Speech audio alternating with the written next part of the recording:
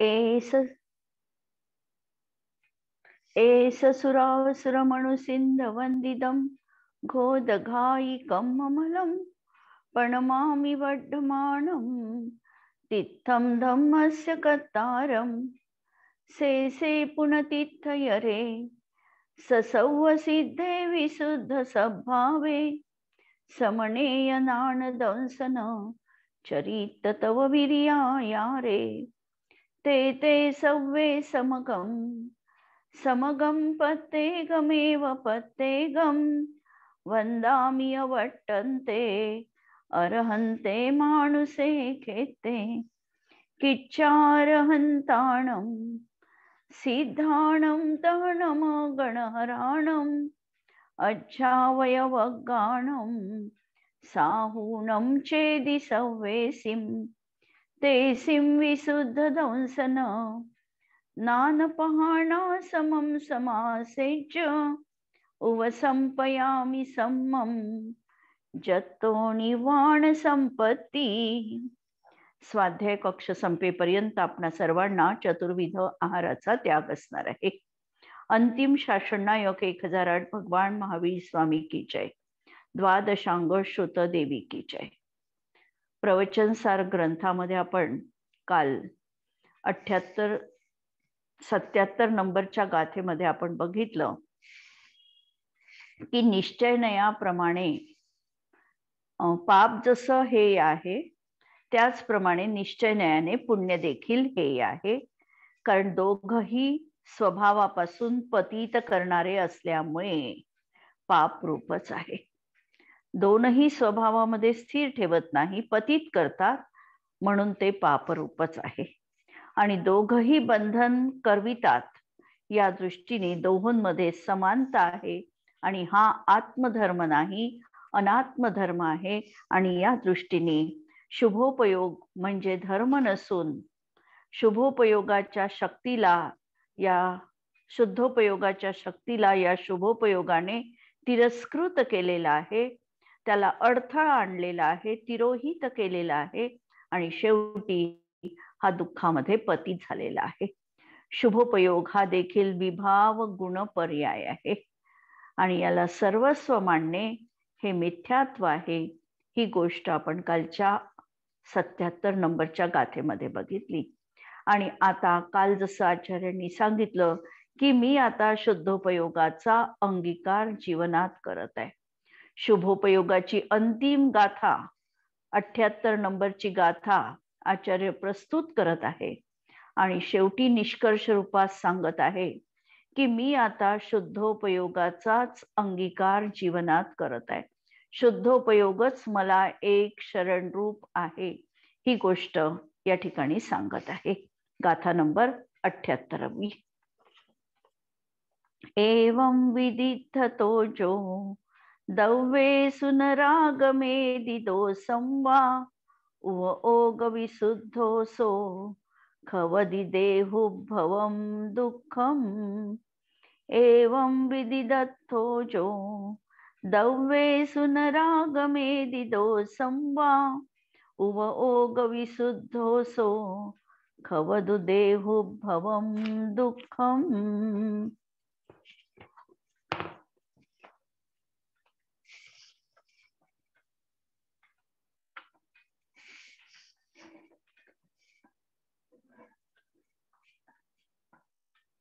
एवं विदिदत्थो, याप्रमाणे वस्तू स्वरूपाला जाणणारा।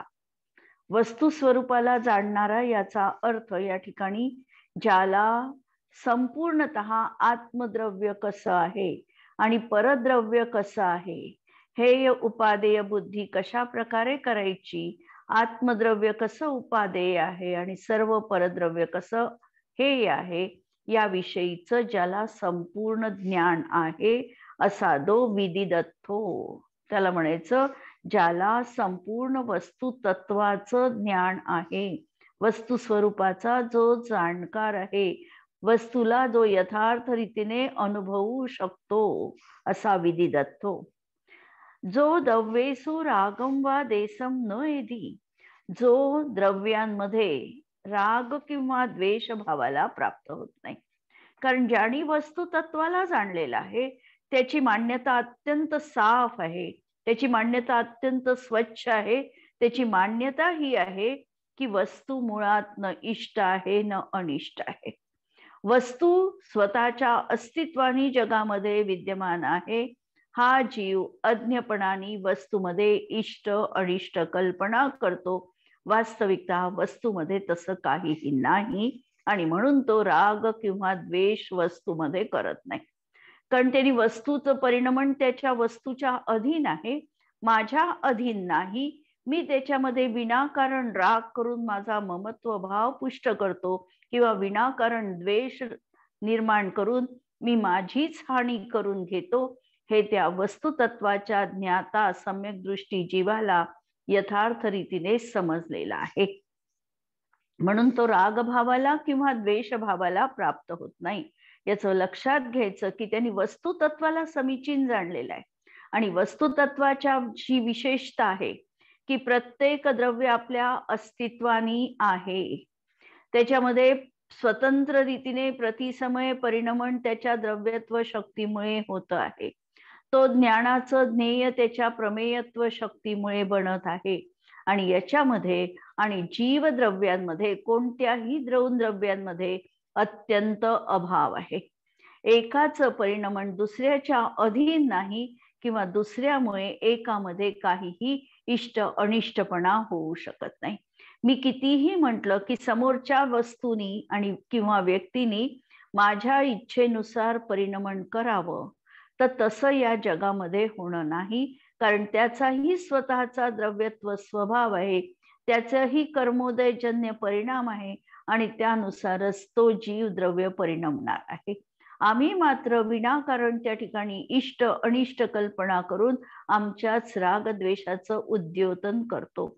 आणि म्हणून वस्तुतत्वाला जाणणारा असा हा समीचीन श्रद्धा आणि सम्यक दृष्टी जीव हा कधीही राग द्वेष भाव करत नाही. म्हणजे दर्शन मोहजनित रागभाव त्याचा संपलेला आहे. कदाचित चारित्र मोहजनित रागभाव 10व्या गुणस्थानापर्यंत विद्यमान असू शकणार आहे किंवा आहे, आणि त्यातही 7व्या गुणस्थानापर्यंत बुद्धिपूर्वकही असू शकतो. आणि 10व्या पण तर मात्र आता तो भाव संपलेला असणार आहे. अशा तऱ्हेने तो द्वैत भावाला, द्वेष भावाला किंवा राग भावाला प्राप्त होत नाही. असा हा उपयोगाने शुद्ध झालेला जीव. आता हा याचा उपयोग एक निखळ आत्मतत्वावर केंद्रित झालेला आहे.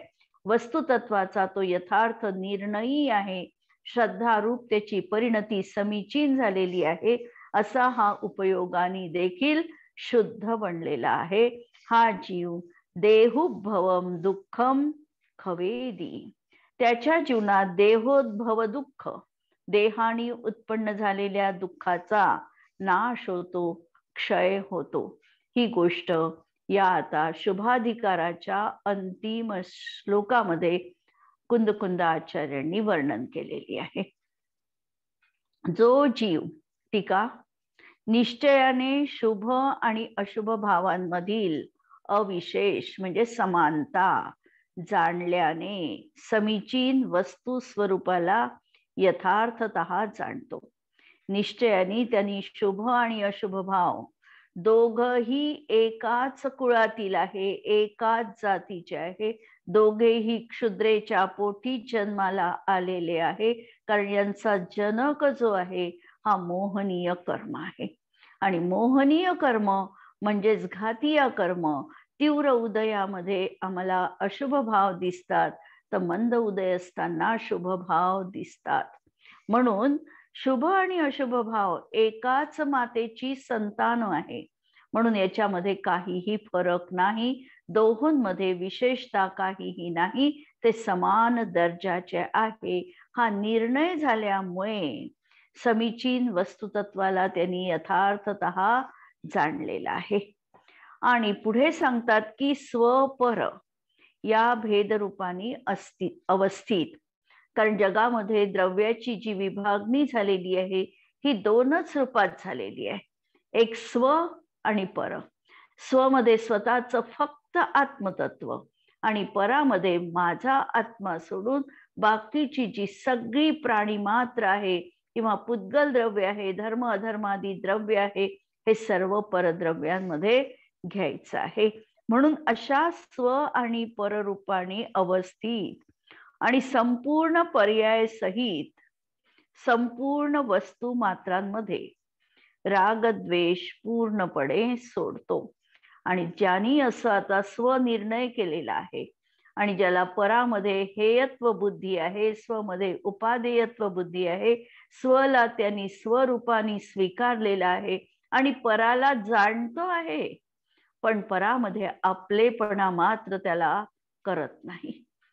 वस्तुतत्वालाच त्याच्या द्रव्य गुण पर्याय सहित तो जाणतो, पण जाणल्यानंतर त्याच्या अंतरंगामध्ये त्याची पुढची परिणती रागद्वेष हे मात्र घटित होत नाही. कारण तो जाणण्याच्या कक्षेपर्यंत स्वतःला रोखतो. वस्तुतत्वामध्ये अतिक्रमण तो करत नाही, वस्तुतत्वाची मर्यादा तो ओलांडत नाही. आणि म्हणून संपूर्ण वस्तू मात्रांमध्ये त्यांनी रागद्वेष पूर्णपणे सोडलेला आहे. आणि असा हा एकांत निश्चय याला म्हणायचं, की तो एकांततः म्हणजे निश्चयने वास्तविकतः स्वभावाने शुद्धोपयोगी बनून आता तो शुद्धोपयोगाने परिणत झालेला आहे. असा हा उपयोगाच्या शुद्धतेद्वारा त्याचा उपयोग आता शुद्ध झालेला आहे. लक्षात घ्या, मुनी अवस्थेमध्ये ज्या वेळेला शुद्धोपयोग श्रमण आहेत, हे शुद्धोपयोग श्रमण 7व्या गुणस्थानाच्या भूमिकेत आहे, त्यावेळेला ते एकांतनी शुद्धोपयोगी आहे आणि परद्रव्याचं संपूर्णतः अवलंबन सुटलेलं आहे. सर्व सावध्यांचा त्यांनी जीवनामध्ये त्याग केलेला आहे. असे महाव्रताचे अंगीकार करणारे त्यांनी परद्रव्यांचं अवलंबन त्यांच्या जीवनामध्ये काहीही असत नाही. म्हणून परद्रव्यांचे अवलंबन सोडतो आणि लोह गोलातून लोखंडाच्या सारसत्वाचे अनुसरण न करणाऱ्या म्हणजे लोह गोळ्यापासून अलिप्त अशा अग्नीप्रमाणे, मागच्या याच्यामध्ये उदाहरण दिलेलं होतं की जर अग्नीला घणाचे घाव सोसावे लागतात, कोणत्या अग्नीला? तसा अग्नी कधीही पिटल्या जात नाही, परंतु ज्या अग्नीने लोखंडाची संगत केली त्या अग्नीला मात्र घणाचे घाव सहन करावे लागतात. आता या ठिकाणी सांगितलं की हा असा अग्नी आता लोह गोलापासून अलिप्त झालेला आहे. लोह गोलातून लोखंडाच्या सारतत्वाचं तो अनुसरण करत नाही, म्हणजे लोखंडामध्ये त्यांनी प्रवेश केला नाही, लोखंडापासून तो अलिप्त झालेला आहे. आणि असा हा अग्नी प्रचंड घणघात सदृश शारीरिक दुःखाचा नाश करतो. म्हणजे लोखंडाच्या गोळ्यापासून भिन्न असणाऱ्या अग्नीला ज्याप्रमाणे घणाचे प्रहार सहन करावे लागत नाही, त्याप्रमाणे ज्याच्या अंतरंगामध्ये शरीराविषयी रागद्वेष नाही असा हा जीव किंवा ज्याच्या अंतःकरणात शुभ आणि अशुभ परिणामांमध्ये ज्यांनी समानता स्वीकारलेली आहे, ज्यांनी वस्तुतत्वाला यथार्थतः जाणलेलं आहे आणि असा हा रागद्वेष सोडलेला जीव, त्याला देहोद्भव अशा प्रकारचा दुःख सहन करावं लागत नाही. कारण त्या ठिकाणी तो स्वतःला भिन्न, आत्म्याला तो भिन्न अनुभवू शकतो. भावार्थ पहा. आणि म्हणून पुढे सांगितलं एक वाक्य आहे की अतएव मला हा एक शुद्धोपयोगच शरण आहे. आणि या म्हणून या गाथेमध्ये सांगितलं की मला हा आता एक शुद्धोपयोगच शरण रूप आहे.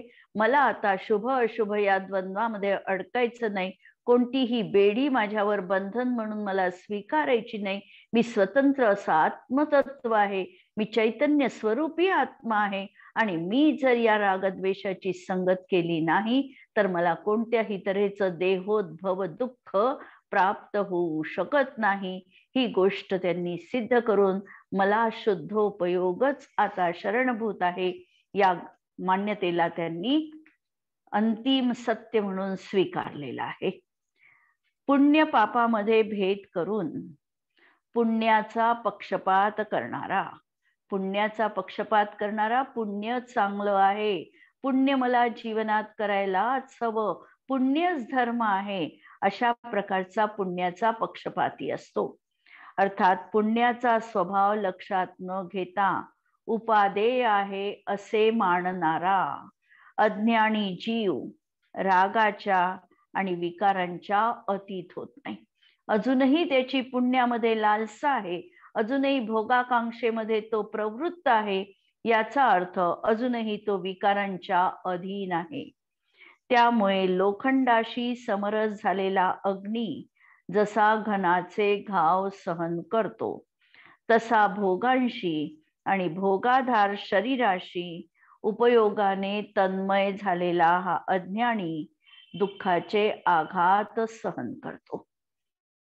परंतु जेव्हा अग्नी लोखंडाची संगती करत नाही, तेव्हा त्याला घनाचे आघात सहन करावे लागत नाही. तद्वत ज्ञानी पुण्याचा पक्षपात सोडून सर्व वस्तुमात्रांचे ठिकाणी राग करत नाही. म्हणून घनाघाताप्रमाणे शारीरिक दुःखाचे आघात त्याला सहन करावे लागत नाही, आणि म्हणून वीतरागता रूप शुद्धोपयोग मात्र सदा आणि सर्वदा उपादेय आणि शरण रूपच आहे. ही गोष्ट या गाथेमध्ये आचार्यांनी सांगितलेली आहे. या गाथेमध्ये जो पहिल्यांदा त्यांनी शुभोपयोगाची अंतिम गाथा आहे, आणि शुभोपयोग आचार्य सांगत आहे, आणि शुभोपयोग सांगत असताना सुद्धा जर आपल्याला पहिल्यांदा असं वाटलं होतं की शुभोपयोग अधिकार सुरू केलेला आहे, तर यामध्ये शुभभाव करण्याची प्रेरणा आचार्यांनी दिली असेल, किंवा शुभभावांचा महिमा सांगितला असेल, शुभभावांचे गीत गायले असेल.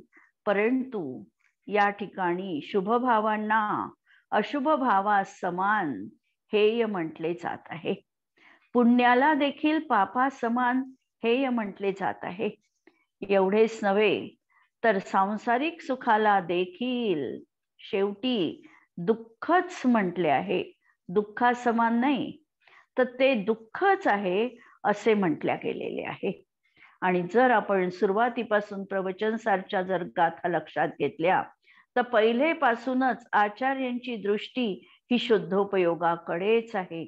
उवसंपयामी सम्मम जत्तो निवाण संपत्ती, हे म्हणून आचार्यांनी प्रतिज्ञा केलेली होती की मला साम्याला प्राप्त व्हायचंय, मला शुद्धोपयोगाला जीवनामध्ये प्राप्त करायचं आहे. म्हणजे शुद्धोपयोगाचीच त्यांनी पहिलेपासून आराधना केलेली आहे. आणि शुद्धोपयोग आणि त्याच्या फळामध्ये प्राप्त होणारे अतींद्रिय ज्ञान आणि अतींद्रिय सुख याची महिमा देखील 6 वैशिष्ट्यपूर्ण शब्दांनी आपल्याला सांगितलेली होती. आणि ते अतींद्रिय सुख किंवा अनुपम सुख किंवा अव्याबाद सुख किंवा अनंत सुख अशा विशेषणांनी त्याची महती देखील आचार्यांनी गायलेली होती. आणि अतींद्रिय ज्ञान देखील त्या ठिकाणी सांगितलं, कारण ज्ञान आणि सुख यांचा अविनाभावी संबंध असतो. जिथे ज्ञानाची प्राप्ती आहे तिथे अतींद्रिय सुखाची देखील जीवनामध्ये प्राप्त सहजच होतं. असं सांगितल्यानंतर आता अनेक आगम आणि प्रमाण आणि युक्ती देऊन आम्हाला समजावून सांगितलेलं आहे की हे इंद्रियजन्य सुख दुःख आहे. त्यामुळे पुण्य आणि पाप याच्यामध्ये भेद असा तुम्ही मानू नका. निदान श्रद्धेने आचरणामध्ये आम्हाला शुभोपयोग रूप क्रिया अपरिहार्यपणे कराव्या लागतात, परंतु त्याच्यामध्ये आसक्त न होता अभिप्रायामध्ये मला माझ्या आत्मतत्वात शुद्धोपयोगाचा ध्यास जीवनात आहे, ही गोष्ट अंतरंगामध्ये ठसवायची आहे. शुभाशुभ भाव बंधाचे कारण आहे, आश्रव आहे, आणि दोन्हीही एकच आहे. ही बंधाचीच रूप आहे, एक बंधाचं रूप आम्हाला विकृत वाटतं आणि एक सुखावह वाटतं, पण दोन्हीमध्ये बंधतत्वाचीच प्रधानता आहे किंवा दोन्हीही बंधाचेच हेतू आहे. अशा तऱ्हेने आम्हाला या टीकेच्या माध्यमातून ही गोष्ट समजून सांगितली. वृंदावन कवी या गाथेचा भाव सांगताना लिहितात की आहन ते दाहन विलग, खात न घन की घात. शब्द त्यांचे अनुप्रास अलंकारामध्ये अत्यंत सुंदर शब्द ठेवलेले आहे की आहन ते दाहन विलग, खात न घन की घात. त्यो चेतन तन राग बिनु, दुख लव दहत न गात. ताते मुझची द्रूप को, शरण शुद्ध उपयोग. हो सदा चाते मिटे, सकल दुःख भवरोग. अशा तऱ्हेने या अग्नीच्याच उदाहरणाला त्यांनी आपल्या काव्यातून स्पष्ट केलेलं आहे की लोखंडाच्या गोळ्यापासून भिन्न राहिलेला असा अग्नी, त्याला घनाचे प्रहार सहन करावे लागत नाही. त्याप्रमाणे देहाच्या प्रेमाने रहित चेतन आत्म्याला शरीरासंबंधी किंचित देखील दुःख नाही, आणि त्यामुळे चैतन्य स्वरूप मला आता केवळ शुद्धोपयोगाचेच अवलंबन असावे, की त्यामुळे दुःख देणारे सर्व भवरोग नेहमीसाठी नष्ट व्हावेत. आणि निष्कर्ष रूपाने या गाथेमध्ये हे म्हटलेलं आहे की मला तर केवळ शुद्धोपयोग शरण रूप आहे. जो वस्तुतत्वाला यथार्थ रूपाने जाणतो, परद्रव्यांमध्ये रागद्वेष करत नाही, तो शुद्धोपयोगी संपूर्ण देहोत्पन्न दुःखाचा नाश करतो. तात्पर्य केवळ उपादेय तर शुद्ध परिणतीच आहे आणि शुद्धोपयोगच आहे. अशुद्धोपयोग रूप सर्व शुभाशुभ भाव समानपणाने हे आहे. हा शुभ परिणाम अधिकार असून शुभ परिणामांची महती या अधिकारात गायली नसून शुभाचं यथार्थ स्वरूप दाखविलेलं आहे. सर्वसामान्य अज्ञानी जीवाला ज्या पुण्याप्रती आकर्षण असतं, या आकर्षणाला दूर करण्यासाठी हा अधिकार या ठिकाणी प्रवचनसार ग्रंथामध्ये लिहिल्या गेलेला आहे. अशा तऱ्हेची ही गाथा आपण बघितलेली आहे, आणि या गाथेचा जर आम्हाला प्रयोग जीवनामध्ये करायचा असेल तर आमचा अभिप्राय आम्हाला बदलावा लागेल. अनादी कालापासून आम्ही पुण्यामध्ये अडकलोय. शुभ क्रिया करा, शुभानी शुद्धाची प्राप्ती होईल, हा आमचा समज आहे, आणि या समजाला आम्हाला दूर करायचंय. आमच्या जीवनात, आमच्या अभिप्रायामध्ये आम्हाला शुद्धोपयोगाचीच निरंतर आस असली पाहिजे. हा सातत्याने प्रयोग करायचा आहे. समतेमध्ये, सामायिकामध्ये तल्लीन राहण्याचा. आणि सामायिक म्हणजे कोणतं? ज्याला आम्ही व्यवहाराने सामायिक म्हणतो, स्तवन करणं याचं नाव सामायिक नाही, किंवा 9 वेळा नमोकार मंत्र म्हणणं म्हणजे सामायिक नाही. सामायिक याचा अर्थ आहे समय, आत्मा, आणि या समयामध्ये स्थित असणं हे खरं सामायिक आहे. आणि त्यामध्ये पूर्ण द्वंद्व जे आहे, मान अपमान, लाभ अलाभ, या सर्व द्वंद्वांना जिथे तिलांजली भेटलेली आहे ते सामायिक आहे. हे सामायिक आमच्या जीवनात निरंतर करण्याचा प्रयत्न करणं, हा या गाथेचा प्रयोग आम्ही जीवनात करू शकणार आहे. यानंतर आता 59 नंबरची गाथा येणार आहे, आणि या गाथेमध्ये आचार्य आता कटिबद्ध झालेले आहे, कंबर कसून तयार आहेत. कशासाठी? तर ही जी मोहाची सेना आहे, ही सेना म्हणजे आचार्यांनी जरी प्रतिज्ञा केलेली असली तरी प्रतिज्ञा घेत असताना जी परिणामांची उज्ज्वलता असते, तेवढीच परिणामांची उज्ज्वलता निरंतर राहीलच असं सांगता येत नाही. बऱ्याचदा आम्ही देखील व्यवहारामध्ये बघतो, एखादं छोटं मोठं व्रत आम्ही घेत असताना आमच्या जीवनात अपार उत्साह असतो. कधी उद्याचा दिवस उजाडेल, कधी मी व्रत घेईल, कधी मी तशा प्रकारचं करेल, हे खूप खूप त्या ठिकाणी वाटतं. कदाचित निरंतर दरवर्षी असाच उत्साह आमच्या व्रतामध्ये राहीलच अशी खात्री नसते. राहू शकत नाही असं नाही. कदाचित वर्धमान परिणामांची असेल तर राहूही शकेल, पण कदाचित राहीलच असंही सांगता येत नाही. आणि म्हणून आचार्य या ठिकाणी सांगतात, अशा तऱ्हेचे जे परिणामांमध्ये विकार येत असेल आणि मोहनीय कर्म हे अत्यंत प्रबल असं कर्म आहे, या मोहाचा कधी कशावेळी कसा उदय येईल हे सांगता येत नाही.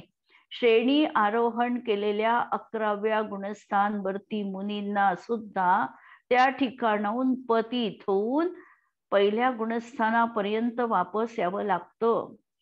मोहनीयाची प्रबलता, आत्मबलाची दुर्बलता आम्ही बघू शकतो की 11व्या गुणस्थानात चढलेला जीव उपशम चारित्र प्राप्त केलेला आहे. एक अंतर्मुहूर्त तो त्या ठिकाणी आत्मेची निर्विकार वितराग दशा अनुभवतो आहे. आणि असं असताना त्याच्या जीवनामध्ये त्याची घसरकुंडी सुरू झाली आणि 7व्या गुणस्थानापर्यंत खाली आला. 7व्यात आल्यानंतर तिथेही स्थिर राहू शकला नाही, पाय डगमगायला लागले. 6व्या गुणस्थानामध्ये आले आणि यदा कदाचित तिथे सावरता आलं तर ठीक, नाही सावरता आलं आणि मिथ्यात्व जर सत्तेत असेल तर मिथ्यात्व कर्माचा उदय देखील तिथे येऊ शकतो आणि पहिल्या गुणस्थानापर्यंत ते पतित होऊ शकतात. अशी ही मोहाची त्या ठिकाणी कधी कधी प्रबलता देखील जीवनामध्ये दिसते. आचार्यांना याचं सांगोपांग ज्ञान होतं आणि म्हणून त्यांनी सजगतेचा इशारा दिलेला आहे की मी शुद्धोपयोगालाच आता शरण जाणार आहे. आता शुद्धोपयोगाच्या द्वारे ही मोहाची जी सेना आहे ही मला उपटून टाकायची आहे, याचा नाश करायचा आहे, याचा ध्वंस मला करायचा आहे. अशा तऱ्हेचा भाव या 59 नंबरच्या गाथेमध्ये आचार्य व्यक्त करत आहे. गाथा नंबर 79. चत्तापावारंभं समुत्थितो वासुहम्मिचर्यम्मि न जहदि जदि मोहादि न लहदि सो अपगम शुद्धं. चत्तापावारंभं समुदिष्ठो वासुहम्मिचर्यम्मि न जहदि जदि मोहादि न लहदि सो अपगोम शुद्धम. पावारंभम चत्ता, सर्व पाप आरंभापासून च्युत होऊन. मुनी आहेत आणि मुनी असल्यामुळे त्यांच्या जीवनामध्ये सर्व प्रकारच्या पापारंभाचा त्यांनी तसाही त्याग केलेला आहे. सर्व सावध्य योगाचा त्यांच्या जीवनामध्ये त्याग आहे. वा सुहम्मीचर्यम्मी समुद्दिष्ठ, आणि शुभ सराग चारित्रामध्ये तत्पर होऊनही सराग चारित्रामध्ये तो तत्पर देखील झालेला आहे, म्हणजे 6व्या गुणस्थानाच्या भूमिकेवरती आहे. वितराग चारित्र 7व्या गुणस्थान पासून पुढचं आणि सराग चारित्र 5 आणि 6 गुणस्थानामध्ये. म्हणजे एक तर त्यांनी पाप आरंभाचा पूर्णतः त्याग केलेला आहे, मुनिव्रताचा अंगीकार केलेला आहे आणि शुभ सराग चारित्रामध्ये तत्पर होऊनही जदी मोहादी न जहदी, जर मोहादिकाचा त्याग करत नाही, सो शुद्धो अपगम न लहदी, तर तो आपल्या शुद्ध आत्म्याला प्राप्त करत नाही. म्हणजे मोहनीयाचं प्राबल्य आणि कदाचित आत्मबलाची दुर्बलता ही या गाथेमध्ये त्या ठिकाणी प्रतिपादन केली. की सामायिक चारित्र तर त्यांनी स्वीकारलं, कारण मुनी ज्या वेळेला सर्व सावध्य कर्मांचा त्याग करतात, सर्व पापारंभांचा त्याग करतात, तेव्हा त्यांचं गुणस्थान 7वं असतं. म्हणजे सामायिक चारित्राचा ते प्रथमतः अंगीकार करतात. 7व्या गुणस्थानाची त्यांची परिणती असते, पण त्या शुद्धामध्ये अंतर्मुहूर्तापेक्षा ते तल्लीन राहू शकत नाही, कुणीही तल्लीन राहू शकत नाही, कारण नियमपूर्वक अंतर्मुहूर्तानंतर उपयोग हा बदलतो. 6व्या गुणस्थानाच्या शुभोपयोगाच्या सराग चारित्राच्या भूमिकेमध्ये येतात, आणि जर या मोहाचा प्राबल्य असेल तर कदाचित ते खाली पण येऊ शकतात, आणि म्हणून तिथे जर मोहादिकांचा त्याग करत नाही हे शब्द ठेवलेले आहे. जर ते शुद्धोपयोगात जर जाऊ शकत नाही, असे त्यांची कमकुवत अवस्था असेल, आत्मबल आत्मसामर्थ्य जर कमी पडत असेल, तर ते देखील आपल्या शुद्ध आत्मतत्वाला प्राप्त करत नाही. जे जीव खरोखर समस्त सावध्य योगाचा त्याग स्वरूप, समस्त सावध्य योग म्हणजे पाप ज्या गोष्टी आहे, पाप 5 प्रकारच्या पापांचा पूर्णतः त्याग करून महाव्रतांचा ज्यांनी अंगीकार केलेला आहे, त्यांना म्हणायचं समस्त सावध्य योगाचा त्यांनी त्याग केलेला आहे. सर्व पापाचा पूर्णपणे त्याग केलेला आहे, कारण पापांचा त्याग 2 दृष्टीने असतो, एक एकदेशतः त्याग आणि एक संपूर्णतः त्याग. एकदेशतः जो त्याग करतो तो श्रावक अवस्थेला प्राप्त होतो, आणि पूर्णतः त्याग करणारा महाव्रती बनणार असतो. तर अशा शुद्ध सावध्य योगाचा त्याग स्वरूप त्यांनी महाव्रतांचा अंगीकार केलेला आहे, आणि म्हणून परम सामायिक चारित्राची प्रतिज्ञा केलेली आहे. त्यांनी प्रतिज्ञा तर केलेली, 5व्या गाथेमध्ये जशी त्यांनी प्रतिज्ञा केली की मी आता वसंपयामी सम्मम जत्तो निवाण संपत्ती, मी आता साम्याला प्राप्त होतो, ही प्रतिज्ञा त्यांनी केलेली आहे. आणि अशी प्रतिज्ञा करूनही धूर्त अभिसारिकेप्रमाणे असणाऱ्या शुभोपयोग वृत्तीशी अभिसार करतो. अभिसारिका तिला म्हणायची की जी स्वतःचा पती असताना देखील आपल्या प्रियकराला मिळण्यासाठी जाते, तिला अभिसारिका असं संस्कृत वाङ्मयामध्ये म्हटलेलं आहे. जर संस्कृत आम्ही काव्य पाहिले, खंडकाव्य बघितले, तर आम्हाला अभिसारिका हा शब्द अनेक ठिकाणी दिसतो. तर अशा ह्या अभिसारिका म्हणजे स्वतःचा तर पती आहे, पण पती असताना देखील आपल्या प्रियकराला मिळण्यासाठी जी अतिशय उत्सुक असते, तिचं नाव आहे अभिसारिका.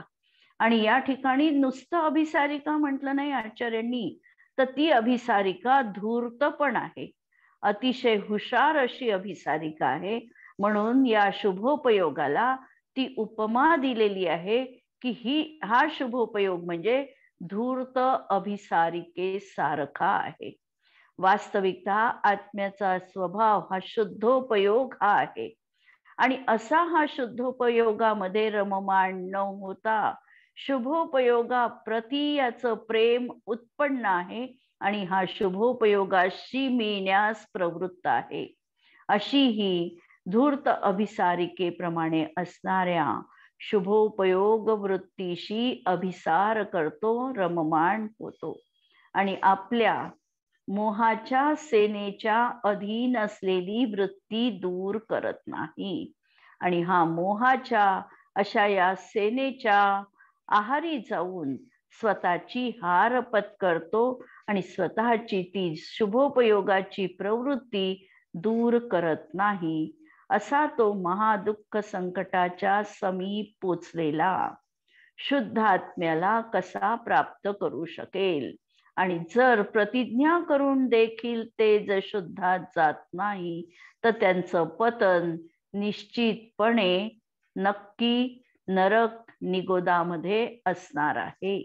तर असा हा शुद्ध आत्म्याला कसा प्राप्त करेल. म्हणून मोह सेनेच्या विजयाकरिता आता मी कटिबद्ध झालो आहे.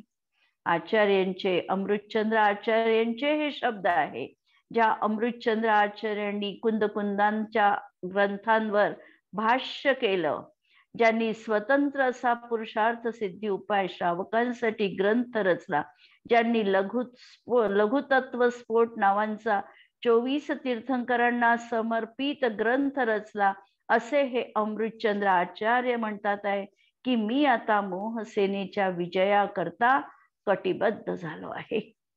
याच्या पुढचा भाग आपण उद्याच्या याच्यामध्ये बघूया. जिनवाणी के ज्ञान से सूझे लोकालोक, सो जिनवाणी मस्तक नमो सदा देत हूँ घोक. नमो अरिहंताणम नमो सिद्धाणम नमो आयर्याणम नमो उच्चायाणम नमो लोहे सवसाहुणम. सर्वांना जय जिनेंद्र.